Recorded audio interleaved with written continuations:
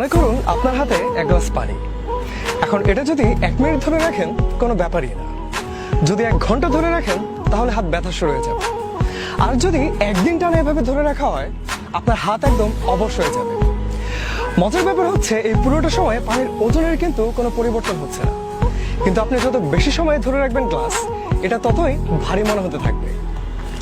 আমাদের জীবনে রাগ, ক্ষোভ, ঘৃণার অনুভূতিগুলো এই পানির গ্লাসের মতো। হয়তো কারোর সাথে আপনার ঝগড়া, ভুল বুঝাবুঝি হয়েছে, অবশ্যই আপনার মন খারাপ হবে। এখন এটা নিয়ে আপনি যদি ভাবতে থাকেন আপনার কষ্ট আরো বাড়তে থাকে। আর যদি মানুষটা কেন এভাবে বললো, কেন এমন হলো, এটা নিয়ে সারাক্ষণ মাথার ভিতর ভাবতে থাকেন, তাহলে কি হবে জানেন? মানুষের প্রতি ঘৃণা বাড়তে বাড়তে এমন একটা পর্যায়ে পৌঁছে যাবে যে সেটা হয়তো আর কখনোই দূর করা সম্ভব হবে না। হয়তো ব্যাপারটা আসলে খুব সামান্য ছিল, একটা ভুল বোঝাবুঝি, রাগের মাথায় বলে ফেলা একটা কথা, ছোট্ট কোনো ভুল যেটা হয়তো খুব সহজেই শুধরে নেওয়া যেত। তাই রাগ, ক্ষোভ, ঘৃণা এগুলো কখনো মনের ভেতর জমতে দিবেন না। যদি কখনো কারোর সাথে এমন ঝগড়া বা ভুল বোঝাবুঝি হয়, আপনার ইগোকে ঝেড়ে ফেলুন।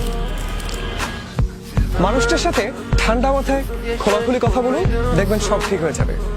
খামাখা মনের ভিতর রাগ বা ক্ষোভ পুষে নিজেকে কষ্ট দেওয়ার কোনো মানে হবে না।